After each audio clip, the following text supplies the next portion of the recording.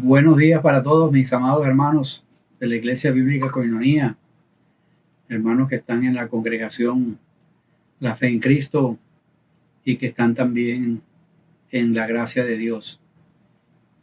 Un cordial saludo y hoy compartiendo la palabra bajo estas circunstancias que no son muy usuales, pero que Dios nos ha permitido enfrentar esta realidad. Estamos aquí desde la casa. Cada uno seguramente está en su propio cautiverio por todos los acontecimientos que se han presentado. Y lo que yo me preguntaba durante estos días es la pregunta que siempre ha rondado por la mente. ¿Qué le digo yo a la gente de la iglesia? ¿Qué le digo yo a la gente vecinos que comparten con uno a través de las redes sociales o que alcanzo a ver por los balcones? ¿Qué le digo en medio de estas realidades, en medio de estas situaciones? ¿Y qué le decimos también a la gente de Colombia? Porque somos llamados para anunciar, somos llamados para conocer lo que Dios ha dicho a través de su palabra. Cuando comenzamos la serie en la iglesia hace unos meses, que tenía que ver con entendidos en los tiempos, o sea, ser entendidos en los tiempos, no capté la magnitud de lo que se nos venía. Y esta es una realidad que todos estamos viviendo, pero la buena noticia que hay en medio de toda esta situación, en medio de esta pandemia, es que Dios se ha comprometido con la iglesia a no dejarla sin palabra. Dios constantemente ha hablado, se ha revelado. Dios está comprometido con este mundo en expresarle su palabra. Entonces, el pasaje que vamos a estudiar en esta mañana capta la realidad de lo que la gente está buscando. La gente está buscando una respuesta que tenga sentido y que le ayude a vivir esta realidad. Porque para algunos esta realidad está produciendo mucho temor, mucho miedo. Hay mucha angustia en las personas. Uno ve en algunos desesperanza. Otros están preocupados por el desempleo, por el descalabro, la caída de la bolsa, porque algunos son despedidos de sus trabajos, porque otros no pueden salir a producir. Entonces, frente a todo esto, esta realidad del desánimo, de motivación, en algunos casos desesperación, el desorden, desabastecimiento, y póngale usted todos los Ds que se pueden encontrar, hay una palabra de Dios para nosotros en estos días. Y esa palabra de Dios está en Jeremías capítulo 33. Y yo he colocado como título a esa exposición bíblica, es la pedagogía de Dios y una palabra de esperanza. La pedagogía de Dios y una palabra de esperanza.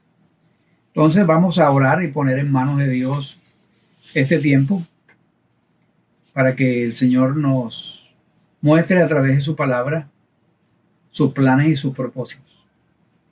Señor, te damos gracias hoy porque aunque no estamos físicamente reunidos en un lugar determinado, podemos a través de esta red social, a través de nuestros computadores, a través de nuestros celulares, podemos escuchar tu palabra. Y tu palabra siempre es viva y es eficaz. Háblanos, Señor, a cada uno de nosotros por medio de lo que tú has revelado a este profeta Jeremías. Gracias, muchas gracias, Señor, por tu presencia en medio de nosotros. En el nombre de Jesús. Amén. Bueno, espero que estén atentos cada uno allí en su hogar para poder asimilar lo que Dios tiene para nosotros. Vamos a comenzar leyendo los primeros 11 versículos del capítulo 33. Abran sus Biblias, por favor. Dice la Escritura que vino palabra de Jehová a Jeremías la segunda vez, estando él aún preso en el patio de la cárcel, diciendo: Así ha dicho Jehová que hizo la tierra, Jehová que la formó para afirmarla, Jehová es su nombre. Clama a mí y yo te responderé y te enseñaré cosas grandes y ocultas que tú no conoces. Porque así ha dicho Jehová, Dios de Israel, acerca de las casas de esta ciudad y de las casas de los reyes de Judá, derribadas con arietes y con hachas. Porque vinieron para pelear contra los caldeos, para llenarlas de cuerpos de hombres muertos, a los cuales herí yo con mi furor y con mi ira. Pues escondí mi rostro de esta ciudad a causa de toda su maldad. He aquí que yo les traeré sanidad y medicina, y los curaré, y les revelaré abundancia de paz y de verdad. Y haré volver los cautivos de Judá y los cautivos de Israel, y los restableceré como al principio. Y los limpiaré de toda su maldad con que pecaron contra mí, y perdonaré todos sus pecados que contra mí pecaron, y que contra mí se rebelaron. Y me será a mí por nombre de gozo, de alabanza y de gloria entre todas las naciones de la tierra, que habrán oído todo el bien que yo les hago, y temerán y temblarán de todo el bien y de toda la paz que yo les haré. Así ha dicho Jehová: en este lugar del cual decís que está desierto, sin hombres y sin animales, en las ciudades de Judá y en las calles de Jerusalén, que están asoladas, sin hombre y sin morador y sin animal, ha de oírse aún voz de gozo y de alegría, voz de desposado y voz de desposada, voz de los que digan: alabad a Jehová de los ejércitos, porque Jehová es bueno, porque para siempre es su misericordia. Voz de los que traigan ofrendas de acción de gracias a la casa de Jehová, porque volveré a traer los cautivos de la tierra como al principio, ha dicho Jehová. Qué hermosa palabra es la que Dios nos presenta hoy. Y como decía al comienzo, Dios se ha comprometido con la humanidad en siempre darle su palabra, nunca dejarla sin su palabra. Al mirar nosotros esta porción de las Escrituras, encontramos que en los tiempos de Jeremías habían profetas que le daban al pueblo lo que la gente quería oír. Y eso es muy común en cualquier generación. Lo fue en los tiempos de Jeremías y lo es en los tiempos de ahora, donde la gente quiere oír lo que su corazón es lo que está inclinado. Y en ese tiempo de Jeremías habían profetas que trataban de, el mismo Jeremías lo dice, que trataban de curar la herida de su pueblo, que el mismo profeta declara que esa es una herida incurable. Y con frivolidad decían a la gente: paz, paz. Y Jeremías les decía: y no hay paz. Y otros venían y le decían a Jeremías: mira Jeremías, lo que tú estás diciendo, eso es mentira. La cautividad, eso de que vamos a estar 70 años, eso es mentira. Vamos a durar acá solamente unos 2 años en cautiverio. Entonces, Jeremías estaba confrontado en ese momento oye, ¿qué les digo yo a este pueblo? Algo que sea fiel, algo que sea significativo, algo que sea real y algo que dé esperanza en medio del caos.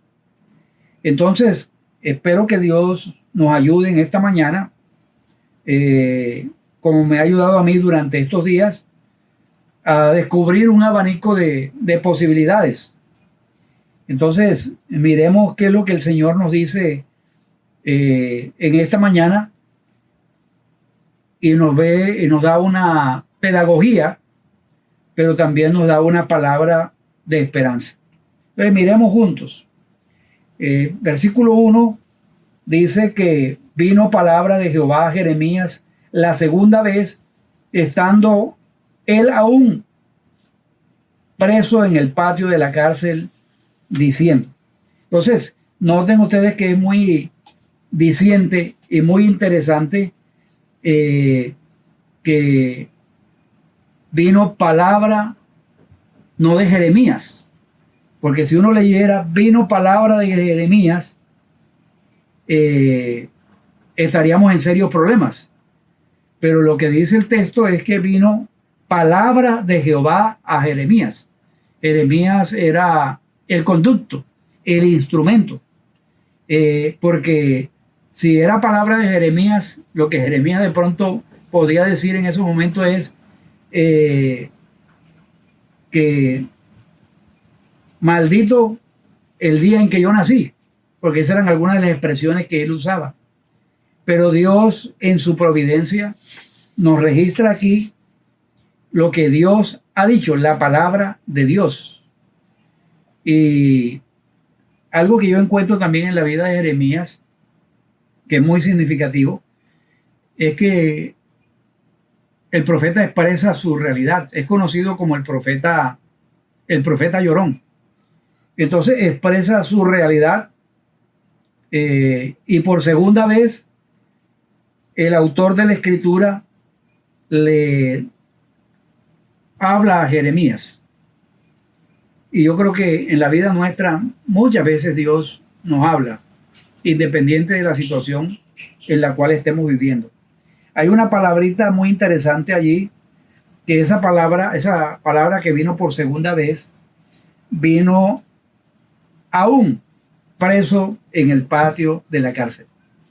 Y pareciera contradictorio esa palabrita allí, porque si viene Dios a visitarlo, a hacerle una visita, ese día de visitas que llega Dios allí uno diría, bueno, si Dios va a visitarlo es para sacarlo de la cárcel.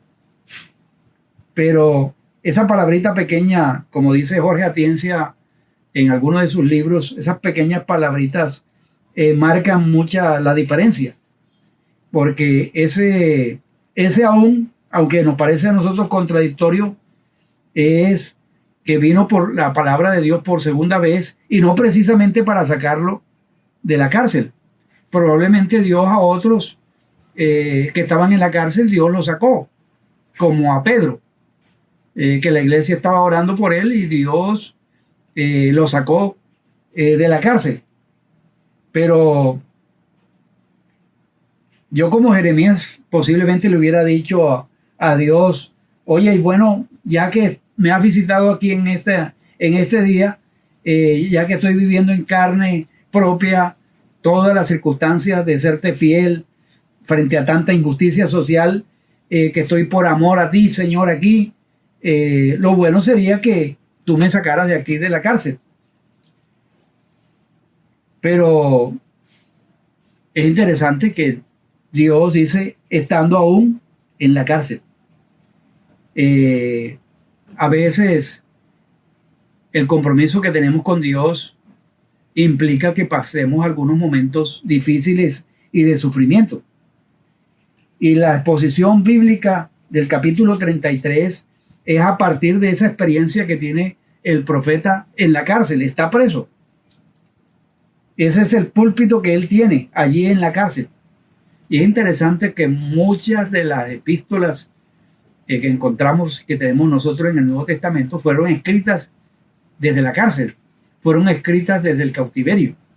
Entonces es una buena oportunidad aprovechar este tiempo, este tiempo de aislamiento, este tiempo de cuarentena, para escribir. Entonces, aquí encontramos un momento en la historia que está viviendo Jeremías, donde va a iniciar su exposición bíblica a partir de una posición, que es la posición de sufrimiento, de una persona que ha sido afectada por la injusticia social, y su púlpito es la cárcel. Es el ministerio de un sufrido a otro sufrido. Y la pregunta es, ¿qué le decimos nosotros? ¿Qué debemos decirle a la gente? ¿Será que le contamos las historias de nuestros sufrimientos y cómo el Señor ha manejado esto? Eso puede ser importante. Pero el sufrido, como en el caso de Jeremías, inicialmente no busca solución, quiere es consolación. Y esta exposición es una enseñanza, una exposición de profunda empatía. Es el momento en el cual el Señor lo visita allí en la cárcel, lo acompaña en ese sufrimiento que está viviendo, y Dios está presente en medio de esa realidad. Uno quisiera que el Señor llegara en medio de nuestro sufrimiento y acabara con el sufrimiento. Lo que no debemos decirles a la gente que está sufriendo es que necesariamente la compañía y la presencia de Dios en determinado momento nos saca de esa situación. Miren que vino esa palabra de Dios de esperanza a Jeremías estando aún en la cárcel. Entonces, nuestro ministerio no es tanto de soluciones. Nuestro ministerio es un ministerio que provee consolación, un ministerio que provee compañía. El Señor es solidario. El Señor oye al que sufre y se hace presente en medio de los sufrimientos. Esa es una de las cosas que me llamó mucho la atención al meditar en este pasaje, que estando aún Jeremías preso allí en el patio de la cárcel, el Señor lo visita, le da compañía, está en medio de él.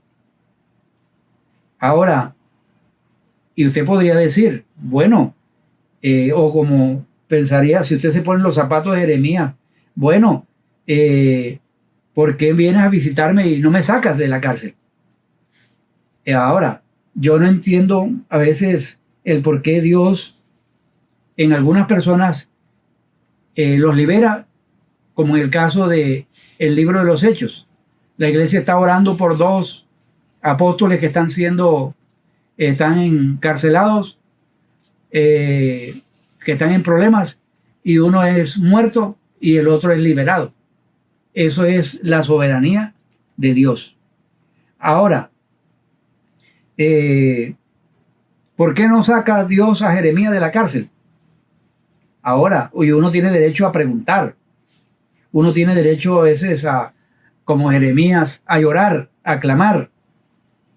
El profeta aquí al comienzo está calladito, y el Señor a través de la palabra le comienza a hablar con una afirmación y se identifica como el que creó y formó la tierra para afirmarla. Entonces es interesante esta revelación de la palabra de Dios, en el cual es como si Dios le dijera a Jeremías: mira, Jeremías, yo vine a visitarte acá, soy solidario contigo, pero no vine a hablar de ti, vine a hablar de mi pueblo.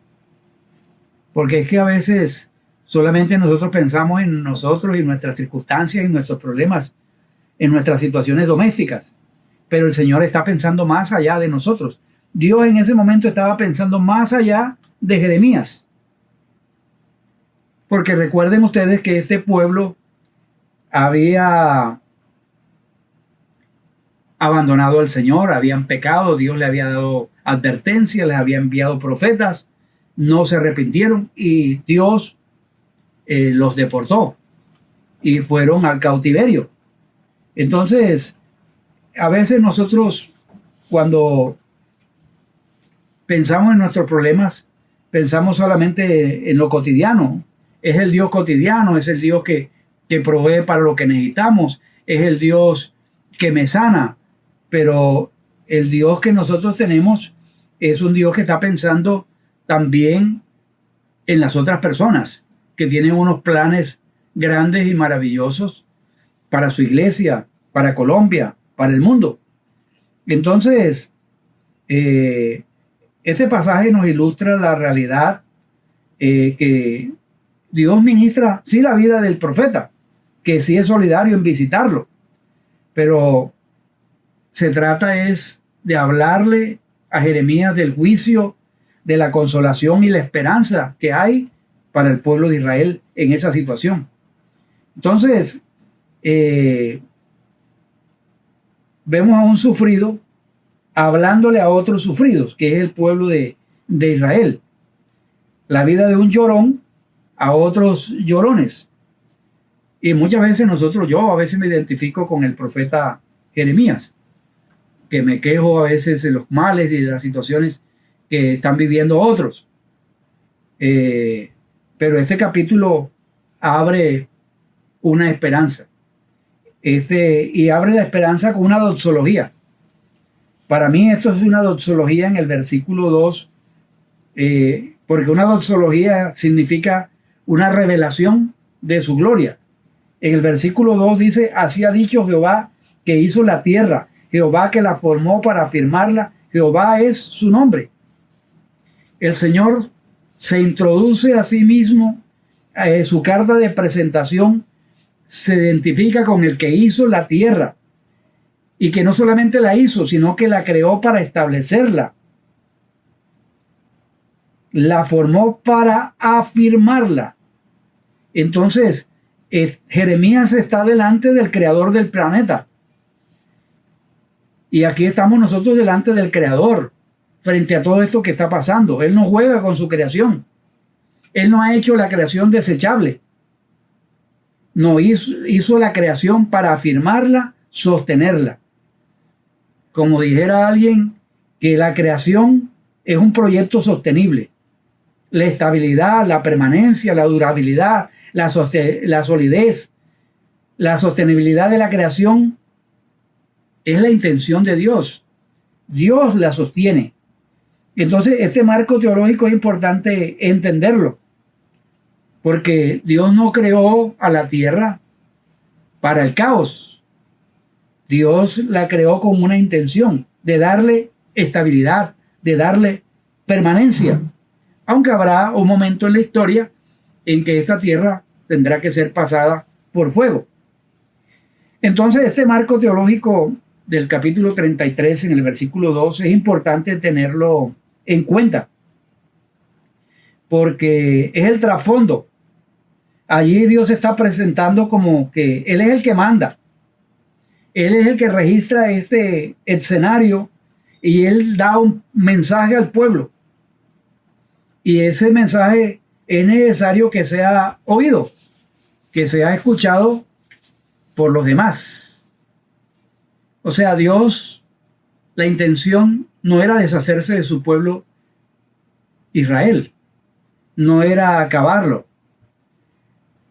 Mis amados hermanos, la creación, este proyecto es un reflejo de la grandeza de su nombre. Jehová es el que es. Jehová es su nombre. Ahora, uno puede leer esto que está pasando a Jeremías, lo puede leer de dos formas. O sea, cuando hay una calamidad histórica como la que estamos experimentando nosotros hoy con la pandemia de este virus tan tremendo y podemos tener dos formas de leer la calamidad histórica.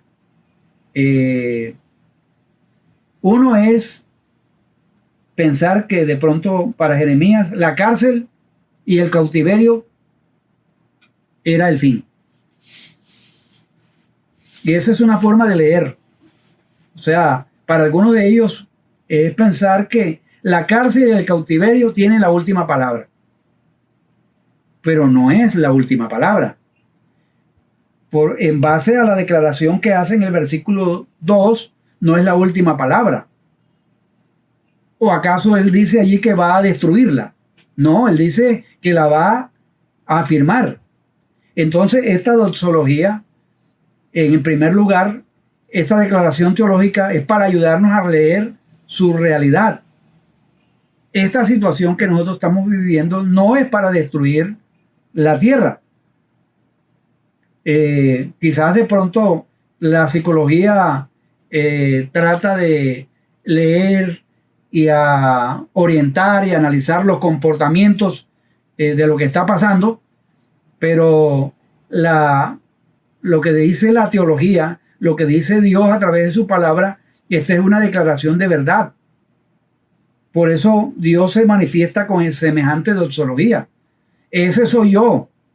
Esto es lo que yo voy a hacer con mi creación. Si eso es lo que Él es y lo que va a hacer con su creación, entonces yo puedo leer mis realidades, mis calamidades, desde el punto de vista de que para Jeremías la cárcel y para el pueblo de Israel el cautiverio no es la última palabra, porque contradeciría lo que Él es. Él creó la tierra para afirmarla, porque ese es su nombre, Jehová es su nombre. Entonces, vayamos teniendo en cuenta que la cárcel y el cautiverio no es la última palabra. La última palabra la tiene Dios. Y la forma de afirmar esta realidad, entonces viene una pedagogía. Cuando yo hablaba acerca de la pedagogía de Dios y la palabra de esperanza, estoy hablando de que en esa tarea de afirmar el mundo de Dios, viene el sufrimiento. Y uno dice, bueno, ¿cómo es que a través del sufrimiento Dios va a afirmar su creación? Ahora, es posible que usted y yo por algunos momentos no lo podamos entender. Pero si vamos a la escritura, en Primera de Pedro, capítulo 1, versículos 6 y 7, dice, en lo cual vosotros os alegráis, aunque ahora por un poco de tiempo, si es necesario,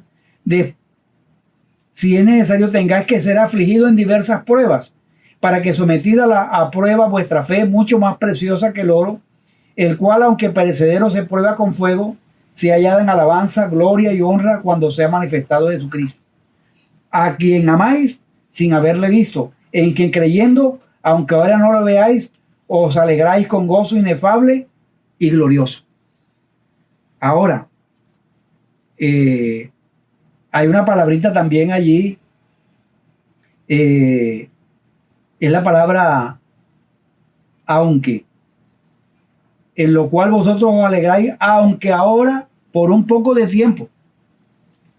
Entonces, la palabrita aunque, que se está refiriendo a las diversas pruebas, y uno diría, bueno, otra prueba así como la que estamos viviendo y me acabo, o se acaba la iglesia. No, o sea, en la pedagogía de Dios, en la forma de Dios enseñarnos, está el sufrimiento, para que sea sometida a prueba vuestra fe.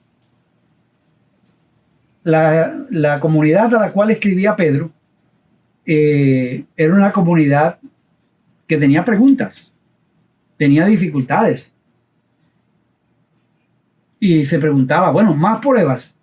Y Primera de Pedro capítulo 5 versículos 10 y 11 le dice, Primera de Pedro 5, 10 y 11, mas el Dios de toda gracia, que nos llamó a su gloria eterna en Jesucristo, después que hayáis padecido un poco de tiempo, Él mismo os perfeccione, afirme, fortalezca y establezca. A Él sea la gloria y el imperio por los siglos de los siglos. Amén. Entonces, van entendiendo y van comprendiendo ustedes que La prueba y el sufrimiento no lo inventó la iglesia. Eso no lo inventaron, el sufrimiento no lo inventaron allá en la China. Las pruebas es parte de la pedagogía de Dios, con el fin de afirmar su creación. Entonces, si Dios usa como pedagogía el sufrimiento, tenemos dos caminos de leer la historia en nuestra vida, de nuestra iglesia, de la nación. Y la primera es, mis amados hermanos, lo que está pasando a través de la historia y lo que está pasando en el momento no es la última palabra. Y Dios tiene otra forma de ver las cosas. Dios a través del sufrimiento va a afirmar el mundo. Pero no solamente se queda Dios en el capítulo 33 de Jeremías enfocado en la realidad que está viviendo Jeremías, sino que Dios de una manera maravillosa habla a Jeremías y le dice: clama a mí y yo te responderé y te enseñaré cosas grandes y ocultas que tú no conoces. Algunos han pensado que posiblemente Jeremías entró en una especie de huelga espiritual, o el mismo pueblo de Israel dejó de clamar. Simplemente se enfocó en la realidad de lo que estaba al lado, de lo que estaba viendo, el cautiverio, la cárcel, y perdió la esperanza. Miren que en esa invitación, clama a mí, yo te responderé y te enseñaré cosas grandes y ocultas que tú no conoces, no es una invitación de que lo va a sacar de la cárcel. Clama a mí. Claro que puede incluir la liberación de la cárcel, pero clama a mí. Y ese clamor, esa palabra, clama a mí, es una invitación de que Dios, cuando lo buscamos, nos responde. Dios nos da la garantía de encontrar respuestas. Yo no tengo respuestas. Otros no tienen la respuesta. La respuesta la tiene Dios. Por eso hay que clamarle a Él. Al Señor no se le han agotado los proyectos para nosotros. El Señor, a pesar de la diversidad de las pruebas, de las dificultades que estamos experimentando, Dios sigue con su proyecto, sigue afirmando la tierra. A Dios no se le han agotado las ideas. Miren que en estos momentos ha sido un golpe tremendo para la ciencia, para la economía, para todo el mundo. Pero a Dios no se le han agotado las ideas. O sea, no es que al pueblo de Israel y a Jeremías Dios se le agotaron las ideas y no tenía nada más que ofrecer. Hay respuestas para Jeremías. Y esas respuestas ni siquiera radican en la historia, ni siquiera radican en el conocimiento. O sea, miren lo que dice Jeremías, que la injusticia prevalece. Si uno ve lo que ve Jeremías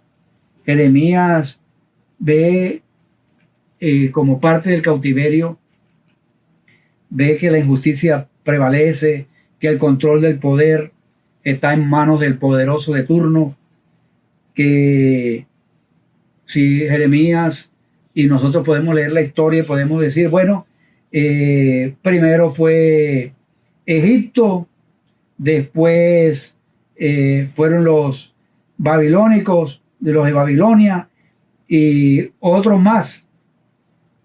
Y pareciera que el poder pasa de uno a otro, o sea, los egipcios, los asirios, los babilonios. Entonces, hermanos, la respuesta que Dios le da a Jeremías, o la invitación que le hace a Jeremías, es que clame a Él, porque Dios tiene las respuestas.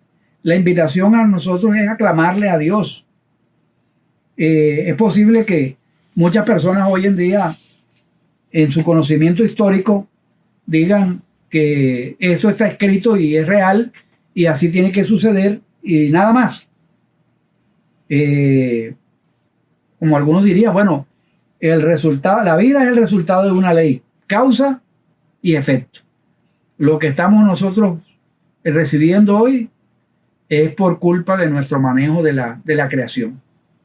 La creación la hemos manejado mal, no hemos tenido el cuidado para la creación, para la tierra, pero ese conocimiento no es suficiente. Hay que clamarle a Dios porque Dios es el que nos puede ayudar a salir de este laberinto. O sea, frente a esto, el uno dice por aquí que tiene la fórmula, el otro que encontró la vacuna por aquí, y hay muchas voces por aquí, voces por allá, muchos temores de nosotros al escuchar un mensaje aquí, un mensaje allá. La invitación es ir a la presencia de Dios, ir delante de Dios, el Dios no de las soluciones, no el Dios bombero, sino el Dios que nos sorprende con tremendas cosas. Clama a mí y yo te responderé y te enseñaré cosas grandes y ocultas que tú no conoces. La visión de Jeremías solamente estaba pensando en él, en su problemática, en su necesidad allí en la cárcel, en el cautiverio que estaba viviendo su pueblo. No estaba pensando más allá. Dios nos sorprende. Por ejemplo, para mí es sorpresivo que Dios le diga a Jeremías, clama a mí, búscame a mí. Porque Dios es el Dios de sorpresas. Hay cosas que a nosotros se nos escapan de todo conocimiento. Dios es el que muchas veces nos deja desconcertados. Como dijo Pablo, cosas que ojo no vio, ni oído oyó, ni han subido en el corazón de los hombres, son las que Dios tiene preparadas para los que le aman. Entonces, ¿quién le pidió a Dios que como consecuencia de nuestra maldad nos enviara a su Hijo Jesucristo a morir en la cruz del Calvario? ¿Quién lo dijo? Para buscarle y darle los derechos de autoría. ¿Quién aconsejó al César en los tiempos del nacimiento de Jesús? ¿Quién orientó y quién dio sabiduría a los reyes magos para no volver por el mismo camino? Miren, Dios sorprendió a Job, sorprendió a sus amigos también. Miren, mis amados hermanos, el proyecto que Dios tiene para firmar la tierra es un proyecto que dice en el versículo, lo que estaba viendo Jeremías y lo que estaba viendo el pueblo era una tierra llena de cuerpos de hombres muertos, a los cuales Dios había herido con furor y con su ira.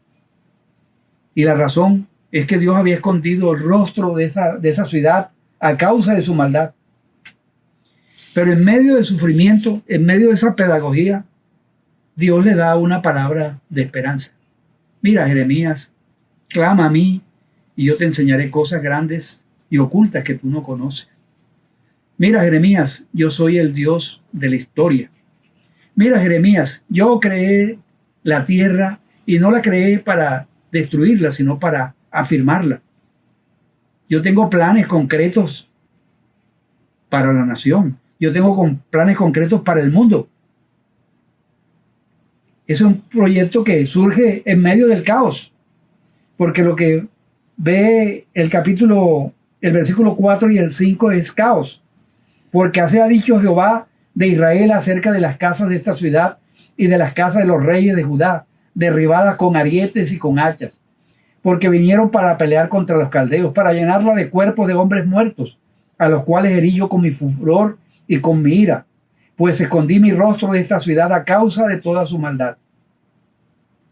O sea, el momento que está viviendo es un momento de caos. Allí lo que hay en medio del pueblo de Israel es injusticia, hay maldad, pero en medio del caos, cuando le clamamos a Dios, Dios trae sanidad. Versículo 6, trae medicina y los curaré y les revelaré abundancia de paz y de verdad. Todo esto que está pasando en este momento debemos mirarlo con esperanza de que Dios no se le ha salido esto de las manos. Dios, a través del profeta Jeremías, nos dice que casas llenas de maldad no son sostenibles por muy hermosas que sean esas casas. Esas casas de reyes, esas casas hermosas van a ser derribadas y van a ser llenas de cadáveres. Entonces, qué terrible es vivir en una casa así, hermosa, pero llena de hombres muertos, de cadáveres, de cuerpos. Ahora, Jeremías es algo muy típico en sus escritos, que pinta las cosas como Dios se las muestra, desde el caos, para decir que el cosmos o la misma creación no puede producir lo que Dios sí puede hacer cuando le clamamos a Él, cuando lo buscamos a Él. Cuando uno lee estos versículos donde habla de traer sanidad, donde habla de promesa de que los limpiaré de toda maldad con la que pecaron contra mí en el versículo 8, que donde les perdonaré todos sus pecados que contra mí pecaron y que contra mí se rebelaron.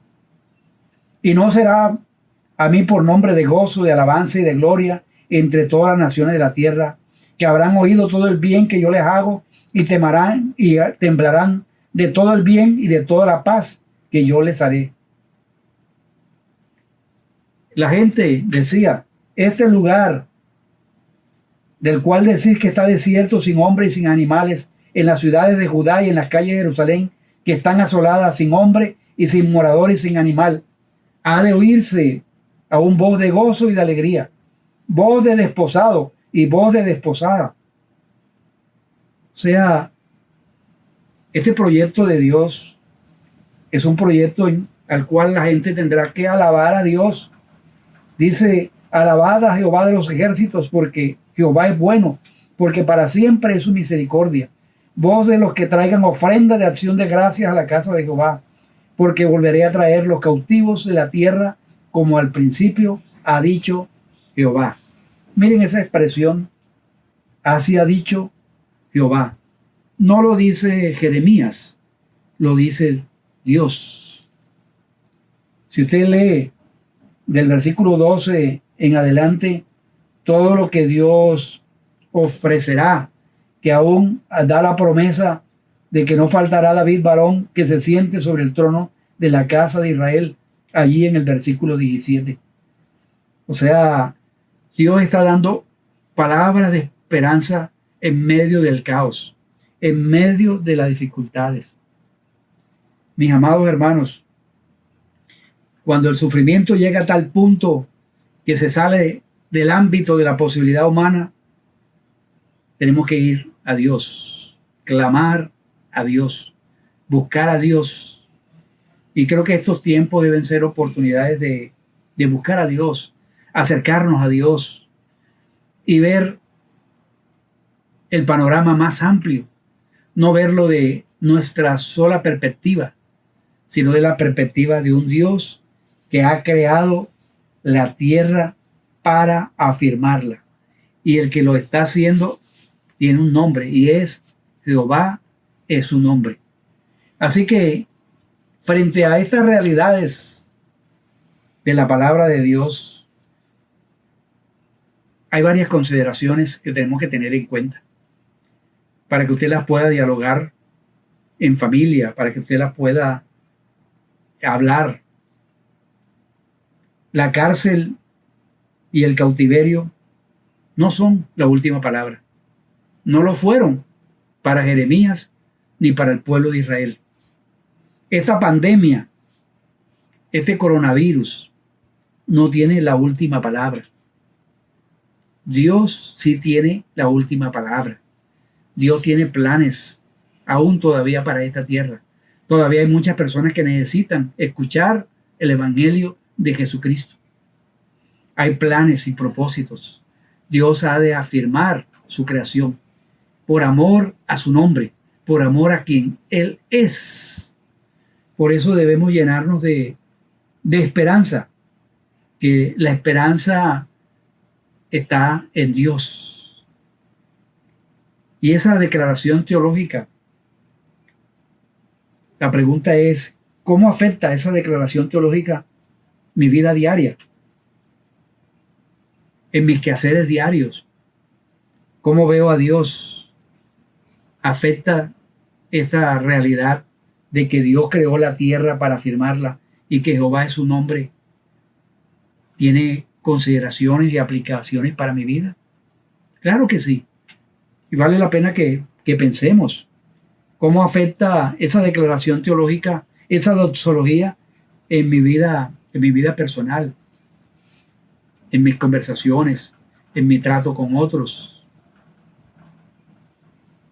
en cómo veo yo a las personas, en cómo veo lo que está pasando, qué tipo de mensajes estoy compartiendo con otros.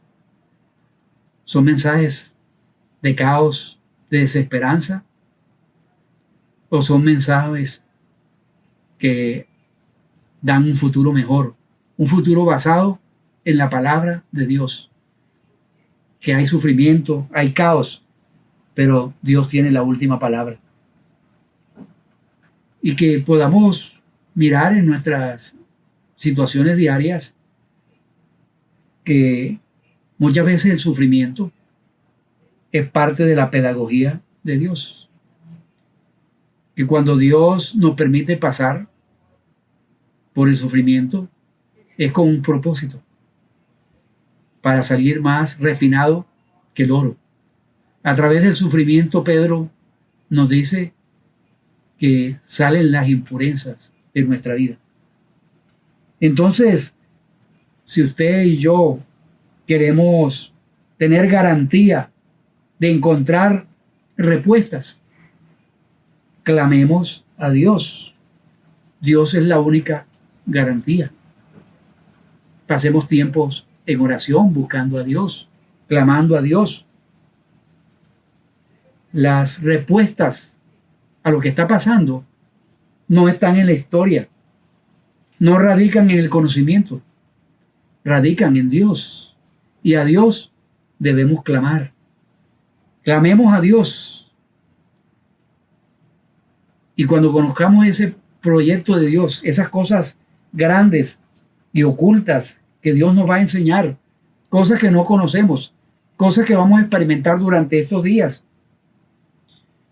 el valor de la solidaridad con el otro, de la preocupación por el otro, del amor por el otro, son cosas que son producto de el clamar a Dios, de buscar a Dios.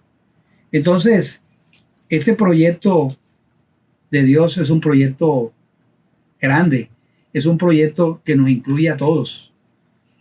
Dios no está limitado, no está atado de manos frente a esta situación. Dios tiene la última palabra.